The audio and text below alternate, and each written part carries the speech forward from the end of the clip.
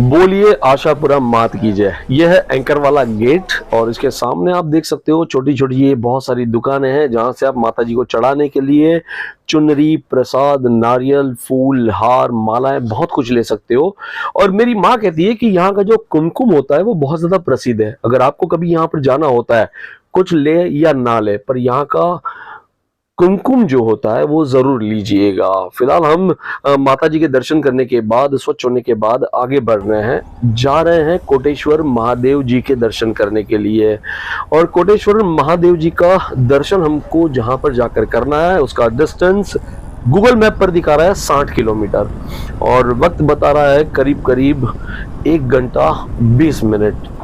बीच में आता है नारायण सरोवर। भगवान नारायण जी के नाम पर इस सरोवर का नाम रखा गया है। अब वो क्यों रखा गया है मैं आपको आगे वीडियो में ज़रूर बताऊंगा। फिलहाल तो बहुत अच्छी सी हवा चल रही है, मौसम बहुत साफ सुथरा है, किसी तरह की कोई दिक्कत नहीं है। और ये सामने आप जो गेट देख रहे हो, इस गेट में जैसे एंटर होंगे तो समझ लीजिएगा कि आप नारायण सरोवर और कोटेश्वर की जो परिधि कहलाती है उस परिधि के भीतर प्रवेश हो चुके हो। तो ये देख लीजिए आगे शेर का मुख बनाया हुआ है और छोटे से मंदिर जैसा भी बनाया हुआ है।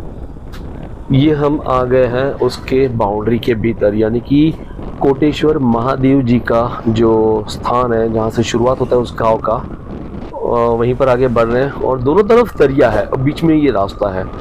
और ये scene I don't think so कि आपको कैप्चर इसमें हो पाएगा, कैमरे में दिखा नहीं पाऊंगा, क्योंकि ये दृश्य ऐसे कि वहां पर जाने के बाद ही आप देखोगे तो ज़्यादा अच्छा लगेगा। क्योंकि कुछ दृश्य ऐसे होते हैं कि कैमरे में लाख कोशिश करने के बाद भी आप कैप्चर नहीं कर सकते हो।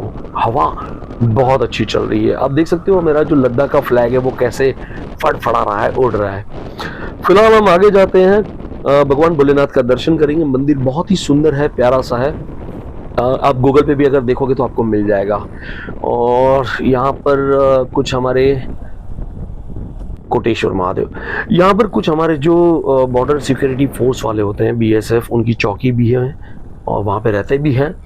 क्योंकि ये मैंने सुना है, जहाँ तक मेरी जानकारी है, कहते हैं कि ये बॉर्डर के बहुत ज़्यादा करीब है कोटेश्वर महादेव जी का जो मंदिर है, और आगे जो है वो एक दरिया है। फिलहाल हम कोशिश कर रहे हैं कि अंदर तक अपनी बाइक लेकर जाए, भीतर तक। और डर भी लग रहा है और मन में ऐसे हो रहा है कि किसी ने रोक लिया तो वापस इतना बाहर आना पड़ेगा, बाइक पार्क करके चल के आना पड़ेगा, और इतना चलना मज़ा नहीं आता है। ऊपर पता नहीं है। ये हम यहाँ से आ गए मंदिर के सामने और अंदर एक बाइक मुझे दिख रही है, तो चलो किसी ने हमारे पहले बाइक पार्क की है। यह है कोटेश्वर महादेव जी का मंदिर। राइट साइड में कुछ पेड़ हैं जिसकी छांव में बाइक को पार्क करेंगे। हमारे साथी को यामाहा FZX 150cc बाइक को खड़ा कर दिया, किल स्विच कर दी, स्विच ऑफ किया, और ये नज़ारा देखिए भाई साहब। धीरे धीरे धीरे यहाँ से सीढ़ियों से ऊपर जाना है और ऊपर मतलब बहुत ज़्यादा सुकून है और शांत वातावरण है। जो दरिया है उसकी लहरें भी आती हैं तो उसका शोर आपको सुनाई नहीं देगा। और वातावरण जिस तरह मैंने कहा, एक तो हवा भी जो है समंदर की वजह से, दरिया की वजह से ठंडी ठंडी हवा बह रही है। हाँ, भगवान भोलेनाथ जी का ये मंदिर, ये जो दृश्य है ये है पीछे का दृश्य। अब इसकी कहानी क्या है उसकी तरफ आगे बढ़ते हैं। भगवान महादेव जी का कोटेश्वर ज्योतिर्लिंग। कहते हैं कि कोटेश्वर लखपत तालुका कच्छ जिले के कई तीर्थ स्थलों में से एक है। यहाँ से कुछ ही दूरी पर नारायण सरोवर स्थित है। समुद्र तट पर स्थित प्रसिद्ध कोटेश्वर महादेव मंदिर बहुत ही ज्यादा प्रसिद्ध है। नारायण सरोवर की यात्रा के साथ साथ तीर्थ यात्री यहाँ से कोटेश्वर महादेव के दर्शन भी कर सकते हैं, क्योंकि इसका इतिहास पौराणिक कथाओं से जुड़ा हुआ है और जिसके बारे में कई सारे इतिहासकारों ने बहुत कुछ लिखा है। कोटेश्वर शिवलिंग की पौराणिक कथा कुछ इस तरह से है कि कच्छ के प्रसिद्ध इतिहासकार प्रमोद भाई जेठी से कोटेश्वर महादेव मंदिर की जानकारी लेते हुए उन्होंने बताया कि लोक कथाओं के अनुसार ये कहानी रावण और देवादिदेव महादेव से जुड़ी है। पौराणिक कथाओं के अनुसार शिव भक्त रावण ने कैलाश में भोलेनाथ बाबा को प्रसन्न करने के लिए तपस्या की थी। उनकी कठोर तपस्या के फल स्वरूप भगवान शिव ने उसे वरदान दिया। महान आध्यात्मिक शक्तियों वाला यह वरदान एक शिवलिंग के रूप में था। इस शिवलिंग को देने के बदले शिवजी ने रावण से कहा कि जहां भी शिवलिंग रखेगा वहीं पर स्थापित हो जाएगा। कोटेश्वर शिवलिंग की स्थापना कैसे हुई, इसकी कहानी हम आपको बताते हैं। शिवजी की शर्त सुनकर रावण को इस लिंग को लेकर लंका की ओर प्रस्थान करना था। इससे चिंतित होकर उन्होंने ब्रह्मा जी से इसे रोकने का अनुरोध किया। तो रास्ते में ब्रह्मा जी ने गाय का रूप धारण किया और नारायण सरोवर के पास गड्ढे में डूबने लगे। क्योंकि रावण जो है वो गौ प्रेमी था और इसीलिए उसने एक हाथ में शिवलिंग पकड़कर गाय को बचाने की कोशिश की। हालांकि फिर भी गाय को बाहर निकालने में असमर्थ रावण ने लिंग को नीचे रख दिया, शिवलिंग को एक जगह पर स्थान दे दिया और गाय को बाहर निकाल दिया। गाय को बाहर निकालने के बाद जैसे वो मुड़कर देखते हैं तो जहां पर उन्होंने एक शिवलिंग रखा था वहां पर सहस्त्रों शिवलिंग हो गए और इन बहुत सारे शिवलिंगों में से असली शिवलिंग कौन सा है ये रावण पहचान नहीं पाए। अंततः मूल शिवलिंग को पहचानने में असमर्थ रावण ने एक लिंग उठाया और चलने लगा। मूल लिंग वहीं का वहीं रह गया जहां कोटेश्वर भगवान का मंदिर बनाया गया है। जानकारी के मुताबिक इस मंदिर का जीर्णोद्वार सुंदर जी सोडागर ने करवाया था और जिस स्थान पर गाय फंसी थी उसे ब्रह्मकुंड के नाम से जाना जाता है। एक जानकारी के मुताबिक गुजरात की कच्छ से जुड़ने वाली भारतीय सीमा का ये अंतिम स्थान है। यहाँ से समुद्र में पड़ोसी राष्ट्र पाकिस्तान की सीमा का प्रारंभ हो जाता है। कोटेश्वर महादेव जी के दर्शन करने के लिए कैसे पहुंचे ये प्रश्न मन में आता है। तब कहते हैं कि कोटेश्वर पहुंचने के लिए सबसे पहले भुज पहुंचे। दिल्ली, मुंबई और अहमदाबाद से भुज तक रेल मार्ग से आप आ सकते हैं। भुज से फिर आप एसटी बस द्वारा या प्राइवेट व्हीकल करके, टैक्सी करके यहाँ तक पहुंच सकते हैं। और भुज से कोटेश्वर महादेव जी का जो मंदिर है इसकी दूरी करीब करीब 150 से 155 किलोमीटर है। बीच में माता का मठ आता है जो कच्छ की कुल देवी भी कहलाती है, उनके दर्शन भी आप कर सकते हो जैसे हमने शुरुआत में उनके दर्शन किए। उसके बाद बीच में आता है नारायण सरोवर जहां पर हम रिटर्न में जाएंगे। तो भुज से अगर आप कोटेश्वर आते हो तो 150 किलोमीटर की जर्नी पकड़ के चलिए, 3.5 से 4 घंटे लग सकते हैं। बीच में आप 1-2 ब्रेक लेंगे। भुज एसटी डिपो से एसटी की सुविधा बहुत ही ज्यादा अच्छी है, मेरा पर्सनली ऐसे मानना है। मैंने देखा है वहां से हर कुछ मिनटों में कोटेश्वर महादेव जी के दर्शन के लिए कंटिन्यू बस चल रही है, नारायण सरोवर के लिए बस चल रही है, माता के मठ के लिए रेगुलरली बस चल रही है। अगर आप माता के मठ नवरात्र में आते हैं तो आपको बहुत ज्यादा भीड़ देखने को मिलेगी। माता जी के इतने ज्यादा भक्त हैं कि वहां पर पैर रखने की भी जगह नहीं होती है। साथ ही साथ महाशिवरात्रि या ऐसे कैसे दिन आते हो तो कोटेश्वर महादेव जी के मंदिर में भी आपको भीड़ मिलेगी। मंगलवार और इतवार के दिन मतलब संडे के दिन यहाँ पर बहुत ज्यादा रश होता है क्योंकि लोगों को छुट्टी होती है। दर्शन करने के लिए बहुत सारे भक्त अपने परिवार सहित यहाँ पर आते हैं और हम कोशिश करते हैं कि हम ऑफ सीजन में जाए या ऐसे वक्त पर जाए जहाँ पर भक्तों की भीड़ जो है वो कम हो और हम पूरी तरह से उस स्थान पर एक्सप्लोर कर पाए, भगवान के दर्शन सुनिश्चित होकर एकदम आराम से कर सकें। फिलहाल यहाँ पर रुककर कुछ नज़ारे हैं वो देख रहे हैं और मैं यहाँ को बता रहा हूँ कि किस तरह से ये पहले कुछ भी नहीं था और फिर इसको इतना अच्छा डेवलप कर दिया गया कि यहाँ पे आने के बाद लगता है कि कुछ पल तो यहाँ पर रुकना ही चाहिए। और हम यहाँ से आगे बढ़ेंगे नारायण सरोवर जहां पर आए थे भगवान नारायण। कोटेश्वर महादेव के मंदिर से नारायण सरोवर की दूरी करीब करीब 3 किलोमीटर है।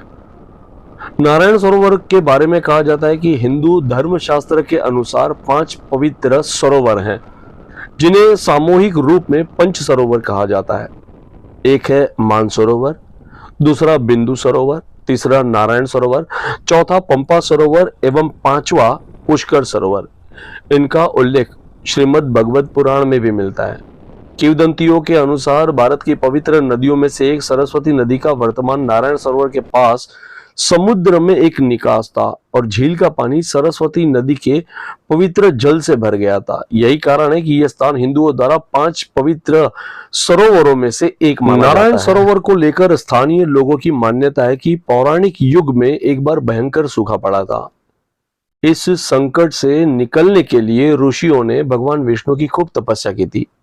ऋषि मुनियों की तपस्या से प्रसन्न होकर भगवान विष्णु नारायण रूप में प्रकट हुए और अपनी पैर के अंगूठे द्वारा भूमि को स्पर्श किया। भगवान विष्णु के स्पर्श से वहां एक सरोवर बन गया जिसे हम सभी आज नारायण सरोवर के नाम से जानते हैं।